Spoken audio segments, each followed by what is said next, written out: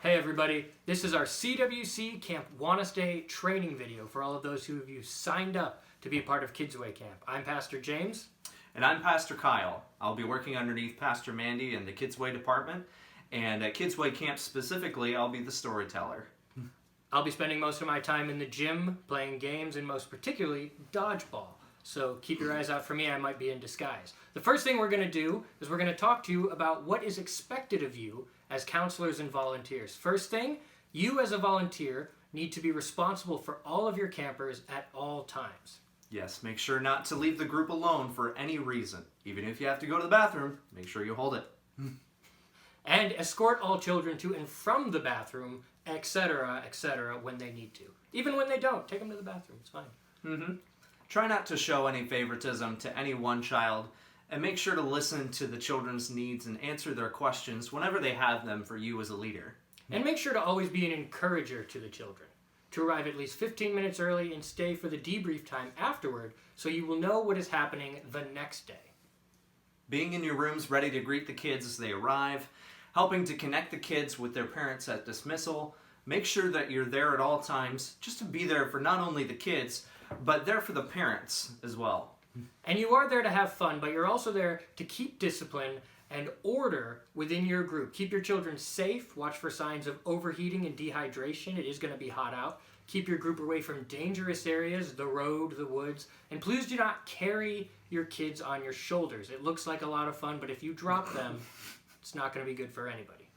And just so you know as well, all of the leaders, the adult leaders here in the Kidsway area, they are certified in first aid, and they will have first aid kits here available for you to use just in case that's the case.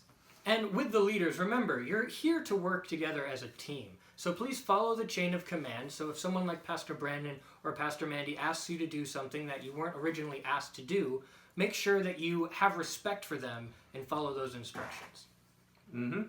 For any issues beyond their realm of responsibility, please see a youth leader or another adult. And remember, the reason why we're here in the first place is to be a godly example for all the kids and all the parents that are here. Which means don't cut your t-shirts. You're supposed to be modest. That means you too, boys. Zach Young. Much of what the kids get out of camp is how much each of you put into it. Come ready to get involved, be excited, and show genuine love to all of these kids. One of the things that it's important to remember as you engage and embark on this journey is that we are here to further the work of Jesus Christ. We're here to share the gospel, the good news, with these kids. So right now, we're just going to go through a few steps on how that can be more effective. Number one, kneel down to get eye contact with a child when you're talking to them. Number two, use age-appropriate language. Number three, be fun and joke around with them. This isn't the same thing as making fun of them.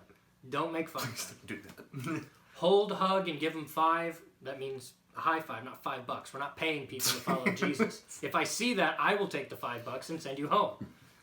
Use their name. Yeah, get some coffee at the well. Use their name when talking to them. People love to know that you know their name. Use positive motivation and cheer for them using their name. So how do I handle some discipline problems? Good question. It's inevitable that we'll probably run into something while we're here at the 4 days, and we're working with kids. So, it's just natural. There are always children that will get out of line. There are usually two main reasons.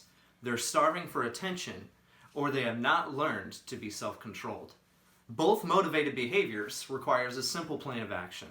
The first is to explain to the child what behavior was wrong, and then why. Do this in a calm manner. Sometimes gently placing your hand on their shoulder can help to calm them.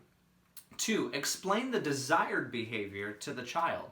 Don't just put away the behavior that you don't want, but replace it with something else so that way they can follow that direction.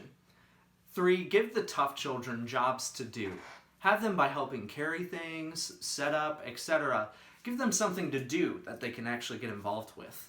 4, explain what the reward or consequences will be if the wrong behavior continues. They might miss out on fun times. They will be taken to an adult, or they can be the first in line for getting snack or playing a game. Number 5, always follow through with what you say. Give them 3 opportunities and then take them down to an adult if they're still causing trouble. 6, never, ever physically discipline a child. Contact like this, that can be okay. Contact like this That is not okay. Even if you're playing football. All right, so what should I do if a child is overheating or dehydrating? So it's going to be hot out and we're going to be doing a lot of stuff outside, so you'll need to stay hydrated. But kids aren't always great at following those rules. They can just get taken in by so much fun and all the cool stuff they're doing that they forget to drink water.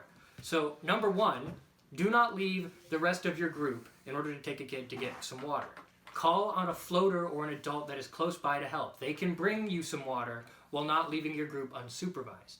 After it is determined that the child is overheating, send the child with the other person to the nurse. If the entire group seems to be overheating, that's a big problem. Communicate this to the person in charge of that event and take the children inside to cool off. So, if you are outside on the inflatables, the first thing you need to do when you have determined that your group needs some water is tell the person in charge of the inflatables that you're going to go inside. Don't just walk away, because then they have to ask themselves, where'd that group go that was supposed to be with me?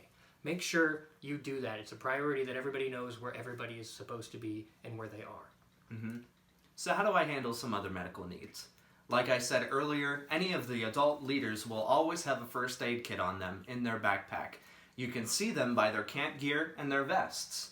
Other medical needs may arise, such as bee stings, cuts, bruises, allergic reactions, splinters, etc. Follow the same procedure marked with the overheating. We will be using computerized registration for this year's Kids Way Camp. Kids will be wearing stickers. Please encourage the kids to keep the stickers on. It's tempting to throw it off after day 1 or throw it out or just get rid of it. Make sure they keep it on. There's a new program for preschools. This is our first year where we're going to have a much younger age group than normal. So please be aware of any little ones that may need extra help doing basic things. All preschoolers should be potty trained, but let's be honest, we can't always take their word. So please let Mandy know if they are not. Please check in with Andrea in the outlet each morning and get your name tag. Devos and debriefing will be in the outlet before and after camp.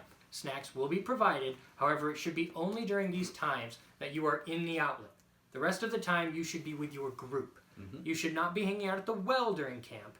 And, most importantly, you have to remember, camp is for the campers. There's a lot of fun stuff going on, and it can be tempting to just think about how fun it is for you and neglect the responsibilities that you have agreed to. Camp is for the campers. Make sure you remember that. At the end of each day, we will be doing a cell phone bucket challenge. So what's going to happen is at the start of the day, when you come in for the debriefing, you're going to put your phone in a bucket. And at the end of the day, when you come back to the outlet, we're going to draw one out of the bucket. And the winner of that drawing will get a gift card. So make sure you do that. It's a fun way to just encourage us not to be on our phones when we're trying to invest in these young kids for the kingdom of Christ. So here are some closing thoughts. Number 1, you are here for the children. And we are so thankful for that. Thank you for volunteering and being here at Kids Camp, because this is where kids often get the biggest difference in their lives for Christ. Number 2, respect everyone. Not only are we here for the kids, but we're here to be examples for the kids as well. So be an example that you would like them to grow up to be. Number 3, rewards. A pizza party will be held on Friday right after the camp cleanup in the outlet. And a reward trip will actually be to Knoebels on July 19th. Just some clarification. The pizza party is for me. The Knoebels trip is for you. So when you come back to the outlet on the last day, you get to watch me eat pizza. And then later in the month, you get to go to Knoebels. But some final thoughts. 8:15 each morning in the youth room, we all need to meet for prayer. At 8:30, you must be in your assigned rooms. Elementary is in Kids Way classrooms. Preschool is in Meadowbrook classrooms. So thanks everyone for joining us here in this training today. And remember, camp is for the campers, and we are so thankful for all you have done and all you will do.